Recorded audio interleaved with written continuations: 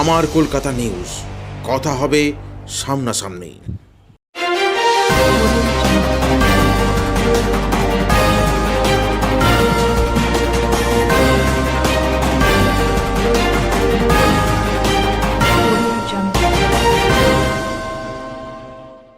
শ্রীরামপুরের সাংসদ কল্যাণ বন্দ্যোপাধ্যায় হুগলির ডানকুনিতে একটি রক্তদান শিবিরে উপস্থিত হয়ে বলেন, সিআইএফ রুটমার্চ করবে কেন? সন্দেশখালিতে গোলমাল হয়েছে তা বলে সিআইএসএফ এর অধিকার জন্মে যায়নি ভয় দেখানোর। অসাংবিধানিক কাজ করেছে সিআইএসএফ। নির্বাচনের সময় অবস্থা বুঝে নির্বাচন কমিশন সিআইএসএফ ব্যবহার করে। যুক্তরাষ্ট্রীয় কাঠামো ভাঙতে চাইছে বিজেপি। অমিত শাহ এসে এই পরিকল্পনা করেছে দাঁড়ি। বিরোধী দলনেতার জেলে থাকার কথা বিচারপতি রাজশেখর মান্থা তাকে রক্ষা কবচে আশীর্বাদ দিয়ে রেখেছেন দাঁড়ি। 1.5-2 বছর হলো সিবিআইইডি তদন্ত করছে। করুপ গ্রেফতার করেছেন ভালো কথা, কিন্তু এখনো ট্রায়াল শুরু হলো নাকে। এক জায়গায় গিয়ে তৃণমূলকে ফাঁকা করার পরিকল্পনা নিয়েছে। আগামী দিনে বাংলার মানুষের জবাব দেবে। সামনে লোকসভা অধিবেশনই হবে বাংলার বিজেপি সাংসদদের শেষ অধিবেশন। ভাবতে পারেন ভারতবর্ষের হোম মিনিস্টার স্টেটের এমওএস স্টেট তাকে কোর্টে দৌড়াতে হচ্ছে অ্যান্টিসিপেটরি বেল নেওয়ার জন্য। নিশীথ পারমানি অ্যান্টিসিপেটরি বেল নেওয়ার জন্য তাকে কোর্টে দৌড়াতে হচ্ছে। সারা বিশ্বের কাছে এই কেন্দ্রের মন্ত্রীগুলো হচ্ছে লজ্জা। বিশ্বের কাছে আজকে লজ্জা হয়ে দাঁড়িয়েছে এরা। সব টাকা চুরির দল। একটা বিরুদ্ধে শুধু ক্রিমিনাল কেস রয়েছে। বিজেপি পার্টিটাই হচ্ছে চোর টাকা চুরিদের আতুরঘর তৈরি হয়েছে। যাই ইচ্ছে তাই।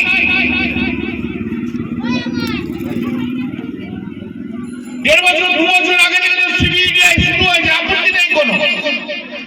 অ্যারেস্ট করেছেন, আপত্তি নেই কোনো। যা করেছেন ভালো করেছেন, কিন্তু আজ 1.5 থেকে 2 বছর হয়ে গেল। কেন আপনারা কেসের ট্রায়াল শুরু করতে পারলেন না? কোনো কিছু করতে পারলেন না? আইনটা নিয়ে ইয়ার্কি খেলা হচ্ছে।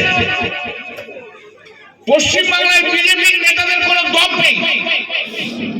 একটা বিরোধী দলের নেতা আছে, বারবার ঘুরে বেড়ায়, অনেক কথা বলে। তিনি ঘুরে বেড়াচ্ছেন কি করে? এতগুলো ক্রিমিনাল কেস। কলকাতা হাইকোর্টের বিচারপতি রাজশেখর মান্থা রক্ষা কবচ দিয়েছে, আশীর্বাদ করেছে বলে ঘুরে বেড়াচ্ছে, নাহলে জেলখানায় থাকতে হতো ওকে। জেলখানাতে তারা আবার ভাষণ মারছে, তারা আবার বড় বড় বক্তৃতা দিচ্ছে, আমাদের শুনতে হবে। বাংলার মানুষ বুঝিয়ে দেবে, দিন এসে গেছে, বাংলার মানুষ বুঝিয়ে দেবে, অপেক্ষা করছে। ওরা জানে কোথাও কিছু করতে পারবো না। ওরা জানে যা কিছু বলেছে ভাবটা দিয়েছি। এখন ইডি, সিবিআই, সিআইএসএফ দিয়ে একটা করে এরিয়াতে ঢুকে সমস্ত জায়গায় যাতে তৃণমূল না থাকে সেই জায়গায় সব খালি করার চেষ্টা করা হচ্ছে।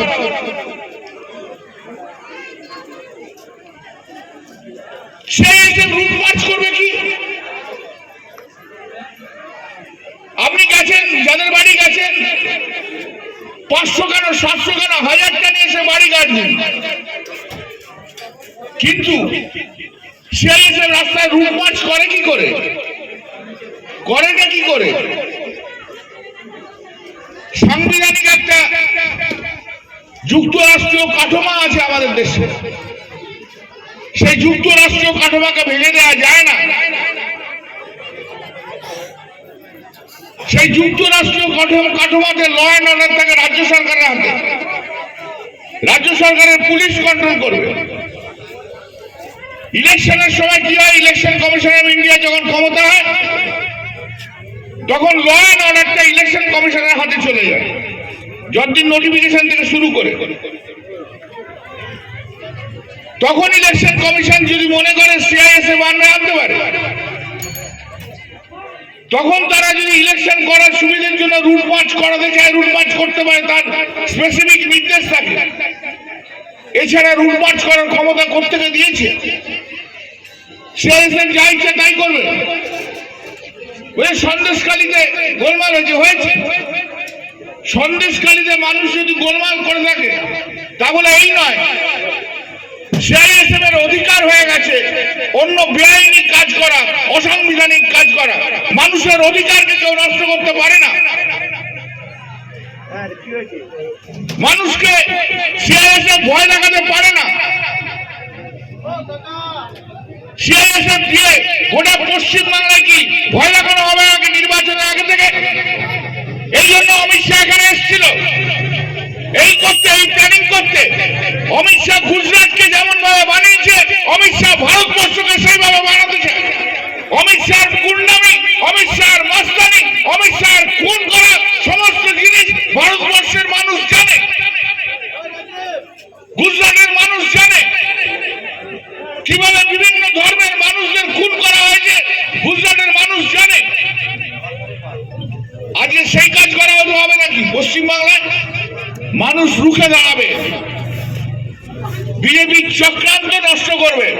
আর লিখে রাখুন, এই যতগুলো গেছে এমপি বিজেপির থেকে, এই 31শে জানুয়ারি থেকে 9 ফেব্রুয়ারি পর্যন্ত আমাদের সেশন আছে। ওই বিজেপির এমপি গুলো না এই শেষবারের মতো যাবে পশ্চিমবাংলা থেকে, এরপর আর যেতে পারবে না।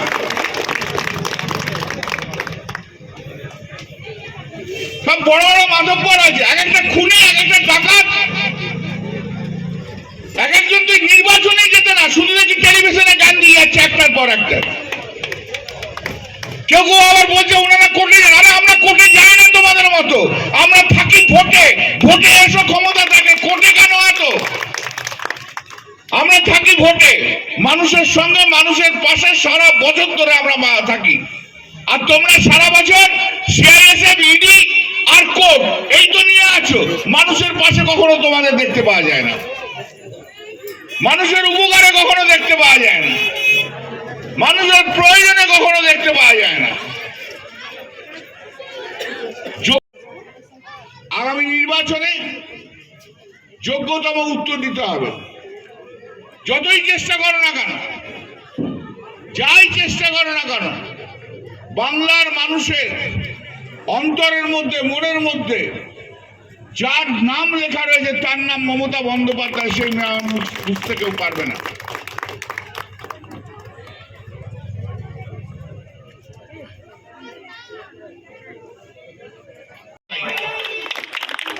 লড়াই হচ্ছে এই ভারতবর্ষে, যে যে ধর্মের মানুষ আছে সে সেই ধর্ম পালন করবে।